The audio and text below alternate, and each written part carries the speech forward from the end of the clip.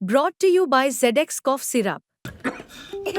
XZ नहीं, doctor का भरोसेमंद ZX। ZX का असरदार आरामदायक फॉर्मूला खांसी पे काम शुरू करे सिर्फ 15 मिनट में। बिहार की राजनीति में जीतन राम मांझी अपने बयानों से सियासी पारा हाई करते हुए नजर आ रहे हैं।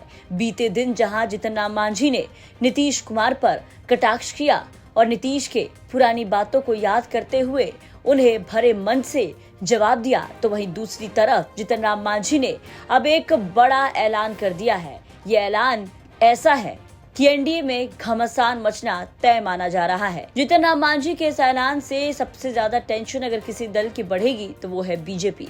बता दें कि जीतन राम मांझी ने विधानसभा चुनाव में 25 सीटों पर चुनाव लड़ने का ऐलान कर दिया है। जीतन राम मांझी ने भरे मन से ये ऐलान किया और साफ साफ बीजेपी और जेडीयू तमाम एनडीए के घटक दलों को संदेश दे दिया कि इस बार मांझी 25 सीटों से कम पर नहीं मानेंगे। अब जीतन राम मांझी का ये बयान एनडीए में घमासान मचाने वाला है।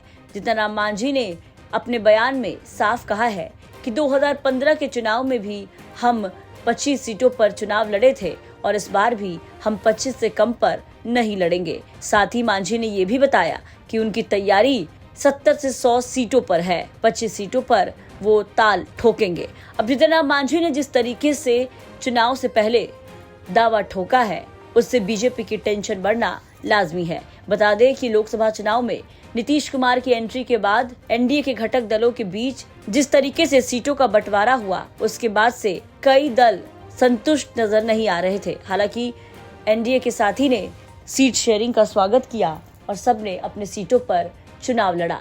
वहीं अब विधानसभा चुनाव के पहले ही जीतन राम मांझी ने साफ संदेश दे दिया है कि इस बार कोई मोल भाव नहीं चलेगा।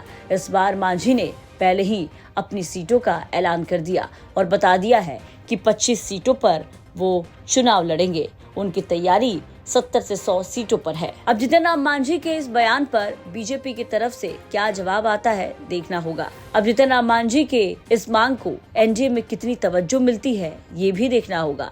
आपको क्या लगता है अपनी राय कमेंट करके जरूर बताएं। ब्यूरो रिपोर्ट, बिहार तक।